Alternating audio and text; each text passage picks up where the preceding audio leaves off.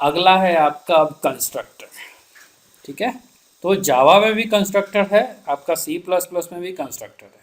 ठीक है, तो कंस्ट्रक्टर क्या होता है? तो कंस्ट्रक्टर का मतलब होता है ये एक मेंबर फंक्शन है, मतलब मेथड जो फंक्शन लिखते हैं सी प्लस प्लस की भाषा में उसको मेंबर फंक्शन बोलते हैं। तो जो कंस्ट्रक्टर है वो एक मेंबर फंक्शन है, वो उस क्लास का जो इनिशलाइज करता है उस क्लास के ऑब्जेक्ट को, वो होता है कंस्ट्रक्टर।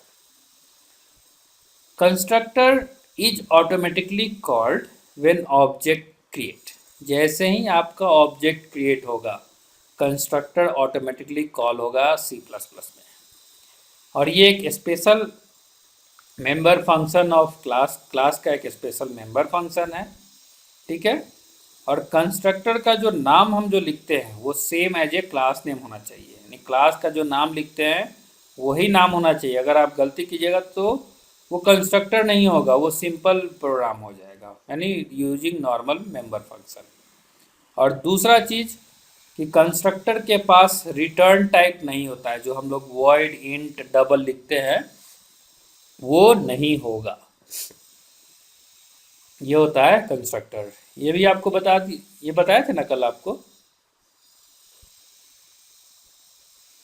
नहीं सर।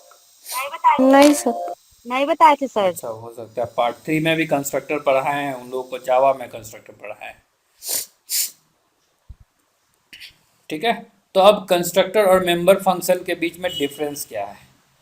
तो हमने क्या बताया कि कंस्ट्रक्टर के पास कोई रिटर्न टाइप नहीं होता है, लेकिन मेंबर में फंक्शन में रिटर्न टाइप होता है।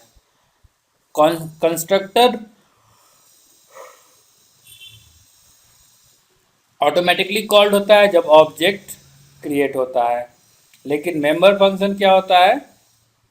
एक्सप्लिसिटली क्रिएट होता है जब क्लास का। अगला ये होता है कि when we do not create any constructor in our class. हमने एक प्रोग्राम लिखा जिसमें कोई कंस्ट्रक्टर क्रिएट नहीं किया, जैसे ही आप कंपाइल कीजिएगा तो ये एक डिफ़ॉल्ट कंस्ट्रक्टर जनरेट कर देगा और वो कोड ऐड हो जाएगा आपके क्लास फाइल में। ठीक है, लेकिन ये ऐसा मेंबर फंक्शन में ये जनरली नहीं होता है। ये तीन डिफरेंस हो गया आपका कंस्ट्रक्टर और मेंबर फंक्शन। सिंटेक्स क्या है कंस्ट्रक्टर लिखने का? सिंपल सा है, जो आपका क्लास नेम होगा वही कंस्ट्रक्टर नेम होगा। यहाँ जो हम लिखे ये एरो मार्क नहीं होता है, याद रखिएगा।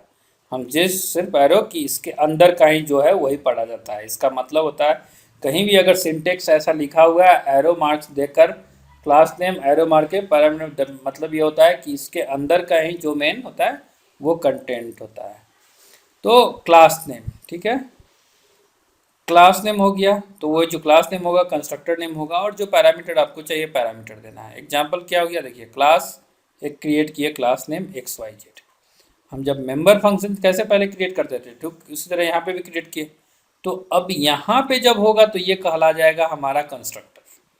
ये हम नहीं कहेंगे कि ये हमारा मेंबर फंक्शन है, ये कंस्ट्रक्टर है। ठीक है, ये चीज़ हो गया, ये ऐसे सिंटेक्स हो गया आपका कंस्ट्रक्टर का। ठीक है, जैसे एग्जांपल, ठीक है, हमने क्या किया, एक क्लास क्रिएट किया कार। ठीक है, और पब्लिक में हमने दे दिया, क्योंकि हर कार का ब्रांड होगा, मॉडल होगा, किस ईयर बना है वो होगा। ठीक, तो हमने क्या किया, पब्लिक के अंदर ब्रांड स्ट्रिंग मॉडल और किस ईयर वो बना था वो दे दिया। अब हम एक मेथड क्रिएट करेंगे। मेथड में क्या करेंगे, पैरामीटर पास करेंगे जो ब्रांड मॉडल और ईयर है। तो हम क्या करेंगे, कंस्ट्रक्टर क्रिएट करेंगे। कैसे, क्लास नेम्स और कंस्ट्रक्टर नेम सेम होगा तो हम सेम कार लिखेंगे। हम स्ट्रिंग यूज करना है तो हम लोग string X, string Y, string int Z, तीन पैरामीटर पास कर दिए, कंस्ट्रक्टर क्रिएट हो गया। अब इसको क्या करना है, डिफाइन करना है आउटसाइड ऑफ द क्लास। तो कैसे करेंगे, यूजिंग स्कोप रिजोल्यूशन। तो देखिए हम लोगों ने इसमें ये नहीं लिखा है वॉइड इंट या डबल। तो जब डिफाइन भी कीजिएगा आउटसाइड ऑफ द क्लास तो यहाँ पे भी वॉइड इंट नहीं आएगा, यहाँ पे आपका सिंपल आएगा class name, scope resolution, constructor name, और जो आप आर्गुमेंट पास किए हैं वो आर्गुमेंट पास कर देना है। तो हमने पास कर दिया। उसके बाद क्या किया, हमने रेफरेंस कर दिया कि जो ब्रांड होगा वो एक्स के रेफर करेगा, वाई मॉडल को रेफर करेगा, जेड ईयर को रेफर करेगा। उसके बाद मेन मेथड में जाएंगे। मेन मेथड में हमें क्या करना है, ऑब्जेक्ट क्रिएट करना है। तो ऑब्जेक्ट कैसे क्रिएट होगा आपको पता है, क्लास नेम क्या है, कार। हमने कार क्रिएट किया, हमने एक कार ऑब्जेक्ट 1 जो कि ऑब्जेक्ट क्रिएट हो गया। इसमें हमें आर्गुमेंट पास करना है, तो हमने आर्गुमेंट पास कर दिया BMW X5 1999, दूसरा फोर्ड मैशंक 1969। अब इस वैल्यू को प्रिंट करना है, तो प्रिंट कैसे करेंगे, ऑब्जेक्ट 1 डॉट ब्रांड। तो हम जब प्रिंट करना होगा हमें ब्रांड वाइज प्रिंट करना है। तो जो इस ऑब्जेक्ट कार ऑब्जेक्ट का है हमको प्रिंट करना है कि BMW, तो हम क्या कर लिखेंगे, कार का ऑब्जेक्ट जो होता है वो डॉट, क्योंकि हमने रेफरेंस कर दिया है। अब क्या आएगा, डॉट ब्रांड देंगे। तो क्या ब्रांड है, BMW प्रिंट होगा। फिर ऑब्जेक्ट डॉट मॉडल X5, फिर ईयर तो ईयर, फिर उसी लिए दूसरे तरह का ऑब्जेक्ट का होगा और रिटर्न 0 देकर एग्जिट कर देंगे। ये बहुत सिंपल सा प्रोग्राम है, ठीक है। ये हो गया कंस्ट्रक्टर का एग्जाम्पल। अब होता है क्या, C++ में टाइप्स ऑफ कंस्ट्रक्टर होता है। तो C++ में आपका ये 3 टाइप्स का कंस्ट्रक्टर होता है। पहला डिफ़ॉल्ट कंस्ट्रक्टर, इसको हम लोग जीरो आर्गुमेंट भी कंस्ट्रक्टर कहते हैं, मतलब हम लोग कोई पैरामीटर या आर्गुमेंट पास नहीं करते हैं। दूसरा पैरामीटराइज कंस्ट्रक्टर, वैसा कंस्ट्रक्टर जिसमें पैरामीटर पास किया जाता है वो पैरामीटराइज कंस्ट्रक्टर कहलाता है। तीसरा कॉपी कंस्ट्रक्टर, कि अगर एक क्लास का डाटा पूरे दूसरे डाटा में कॉपी करना है किसी एक कंस्ट्रक्टर का दूसरे कंस्ट्रक्टर में, तो हम लोग यूज करेंगे कॉपी कंस्ट्रक्टर का। ये 3 डिफरेंट टाइप का कंस्ट्रक्टर होता है C++ में, ठीक है। अब पहला है आपका डिफ़ॉल्ट कंस्ट्रक्टर। डिफ़ॉल्ट कंस्ट्रक्टर क्या कहलाया, कि वैसा कंस्ट्रक्टर जिसके पास कोई आर्गुमेंट या पैरामीटर नहीं होता है वो मेरा डिफ़ॉल्ट कंस्ट्रक्टर कहलाता है। एग्जाम्पल क्या है, देखिए हमने यहाँ पे एग्जाम्पल लिखा, सिंपल क्लास नेम क्रिएट किया वेबसाइट। अब क्या किया, वेबसाइट में हम लोग मेन मेथड में पब्लिक क्रिएट किए और वहाँ पे हम लोग एक कंस्ट्रक्टर क्रिएट किए वेबसाइट। ये वेबसाइट क्या हो गया, हमने कोई पैरामीटर ब्रैकेट में नहीं लिखा है। तो हम जब नहीं लिखे मतलब ये कहला जाएगा मेरा डिफ़ॉल्ट कंस्ट्रक्टर, और सी आउट देकर हम कोई भी प्रिंटिंग स्टेटमेंट दे दिए। मेन मेथड में जाएंगे, मेन मेथड में जाके क्या करना है, 2 ऑब्जेक्ट क्रिएट कर दिया, ऑब्जेक्ट 1 ऑब्जेक्ट 2 वेबसाइट। सो क्या होगा, ये 2 ऑब्जेक्ट क्रिएट किया और 2 बार welcome to beginner of C++, welcome to beginner of C++ print कर देगा, क्योंकि हमने यहाँ पे कोई पैरामीटर नहीं पास किया है, हमने सिर्फ रखा है एक प्रिंटिंग स्टेटमेंट। तो सिर्फ यही इन्वोक्ड होगा, जो जितनी बार आप ऑब्जेक्ट क्रिएट कीजिएगा उतनी बार ये कंस्ट्रक्टर को इन्वोक करेगा। तो इसलिए डिफिनीशन क्या क्या, constructor invoked the time object create, जैसे ऑब्जेक्ट क्रिएट होगा ये कंस्ट्रक्टर कॉल होगा। कंस्ट्रक्टर कॉल में क्या है, welcome to beginner of C++, तो यहाँ पे प्रिंट कर देगा welcome to beginner of C++। ये हो गया डिफ़ॉल्ट कंस्ट्रक्टर। उसके बाद होता है पैरामीटराइज कंस्ट्रक्टर। पैरामीटराइज कंस्ट्रक्टर क्या होता है, कि वैसा कंस्ट्रक्टर जो जिसके पास पैरामीटर हो, आर्गुमेंट हो, वो कहलाता है parameterize constructor. And these types of constructor allow us to pass argument while object creation। तो जिस समय हम ऑब्जेक्ट क्रिएट करते हैं उस समय हम लोग आर्गुमेंट पास कर सकते हैं इस कंस्ट्रक्टर में। एग्जाम्पल देखिए, जैसे हमने क्रिएट किया क्लास नेम XYZ, हमने ऑब्जेक्ट क्रिएट किया, ठीक है। तो जो डिफ़ॉल्ट कंस्ट्रक्टर क्रिएट है XYZ ये हो गया, ऑब्जेक्ट क्रिएट किए ये पहले वाला था। अब देखिए पैरामीटराइज कंस्ट्रक्टर में क्या होता है, सेम वे हमने XYZ लिखा लेकिन यहाँ पे कोई आर्गुमेंट नहीं था, कोई पैरामीटर नहीं था, हमने यहाँ आके पैरामीटर पास कर दिया, तो ये कहला गया पैरामीटराइज। और जब मेथड में कॉल करेंगे मेन मेथड में, तो हम यहाँ जब पास कर रहे हैं आर्गुमेंट तो ये आर्गुमेंट भी पास करें, मतलब इस टाइप का जो होगा वो हमारा कहलाएगा पैरामीटराइज कंस्ट्रक्टर। सिंपल सा चीज़ है, क्लास का नेम और मेथड नेम दोनों सेम होगा और उसके अंदर में अगर कोई मेथड आर्गुमेंट या पैरामीटर पास्ड है तो वो कहला जाएगा हमारा construct parameterize constructor. Example addition है। अब देखिए हमने सिंपल सा, बहुत सिंपल है, क्लास ऐड लिखे, हमने क्या किया, एक मेथड क्रिएट कर दिया, यानी ये अब यहाँ पे हम इसको मेथड नहीं पढ़ेंगे, ये हम पढ़ेंगे यहाँ पे कंस्ट्रक्टर। क्यों? क्योंकि क्लास का नाम भी ऐड है और मेथड मेंबर फंक्शन का भी नाम ऐड है, तो इसलिए हम लोग बोलेंगे कि ये कंस्ट्रक्टर है और वो भी पैरामीटराइज कंस्ट्रक्टर। क्यों? क्योंकि हमने यहाँ पे एक इंट नंबर 1 दिया है और यहाँ पे दूसरा नंबर 2 दिया है, तो ये पैरामीटर पास कर दिया है, इसलिए हमारा ये कहला जाएगा पैरामीटराइज कंस्ट्रक्टर। और सी आउट में कुछ नहीं करना है, दोनों को ऐड कर दिए।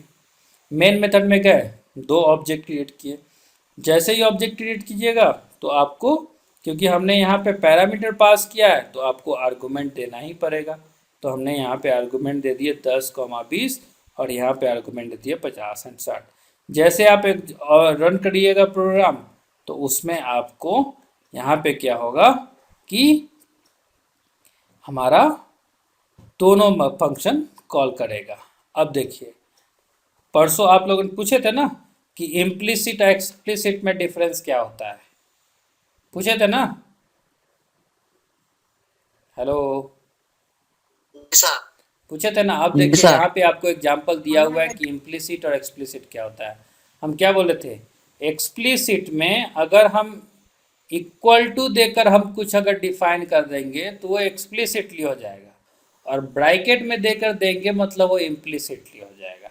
तो यहाँ देखिए जो ऑब्जेक्ट क्रिएट किए हैं पहला, उसमें डायरेक्टली हम डिफाइन कर रहे हैं कि ऐड ऑब्जेक्ट 1, सो ये one way creating of object है और इसको हम लोग बोलते हैं इम्प्लिसिट कॉल हो रहा है कंस्ट्रक्टर का। दूसरे वाले में क्या कर रहे हैं, ठीक उसी तरह ऐड किए ऑब्जेक्ट 2 और यहाँ पे मेथड को कॉल किए, तो क्या होगा, यहाँ कंस्ट्रक्टर कॉल हो रहा है।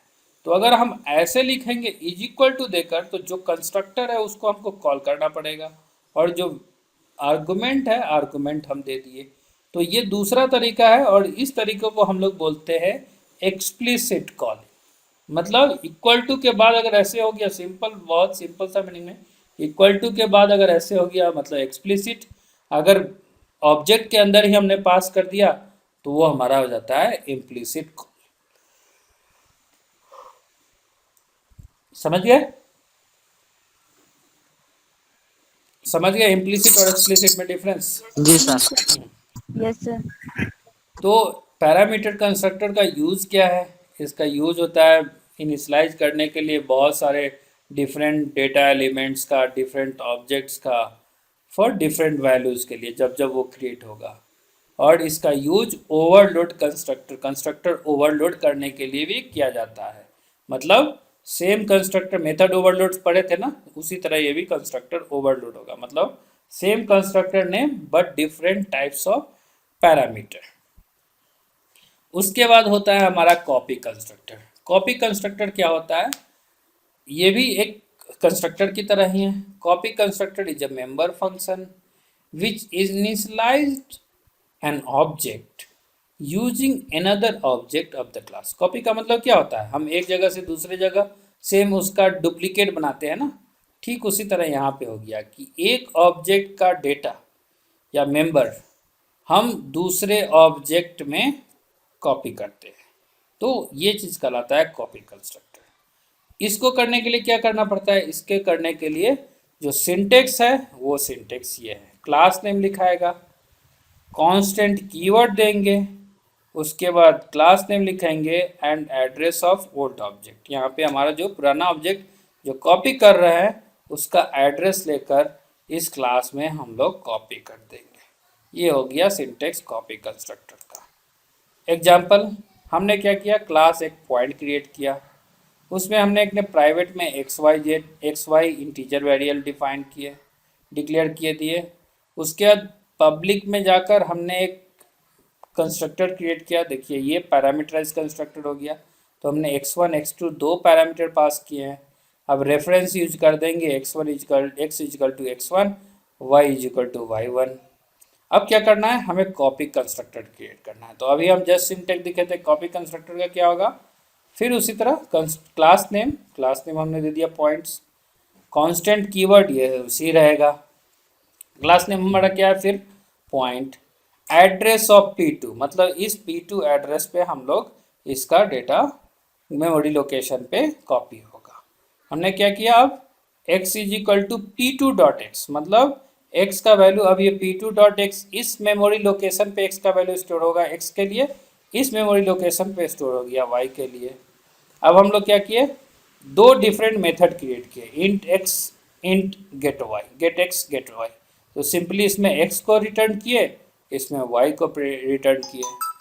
अब क्या करेंगे, मेन मेथड में जाएंगे, मेन मेथड में जाकर हमें ऑब्जेक्ट क्रिएट करना है, ठीक है।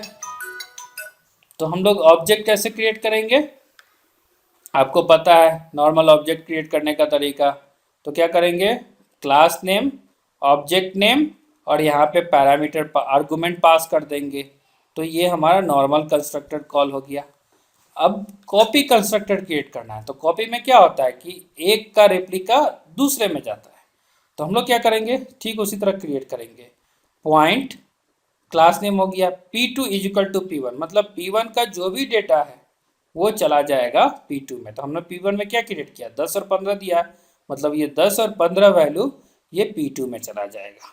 अब इसको प्रिंट करना है। तो प्रिंट कैसे कीजिएगा, सिंपल सा, अगर P1 का प्रिंट करना है तो P1.x दे दीजिए। तो P1.x कहाँ पे है, क्योंकि हमने ये मेथड में x को प्रिंट किया है, इसलिए हमने P1.getX को कॉल करना पड़ेगा और y के लिए P1.getY कॉल किए। फिर दूसरा ऑब्जेक्ट है P2, तो P2 के लिए P2.getX एंड P2.getY। ऐसे करेंगे तो आपका वैल्यू 10 और 15 आएगा, फिर दूसरी बार भी 10 और 15 वैल्यू आएगा, दो बार। क्योंकि क्या होता है, कॉपी आप लोग करते हैं ना, पेन ड्राइव लगाइएगा या गाना कॉपी करना है सिस्टम से मोबाइल पे, तो क्या करते हैं हम लोग, कॉपी करके अपने मोबाइल में डाल देते हैं। तो वहाँ भी फाइल रहता है, हमारे मोबाइल में भी फाइल आ जाता है। तो क्या हो गया, ऐसे कॉपी हो गया। तो इसी तरीके को हम लोग बोलते हैं कॉपी कंस्ट्रक्टर। समझ गए? जी सर। जी सर। सब लोग समझ गए? Yes sir. आगे बढ़े? Yes sir. Yes sir. Yes sir.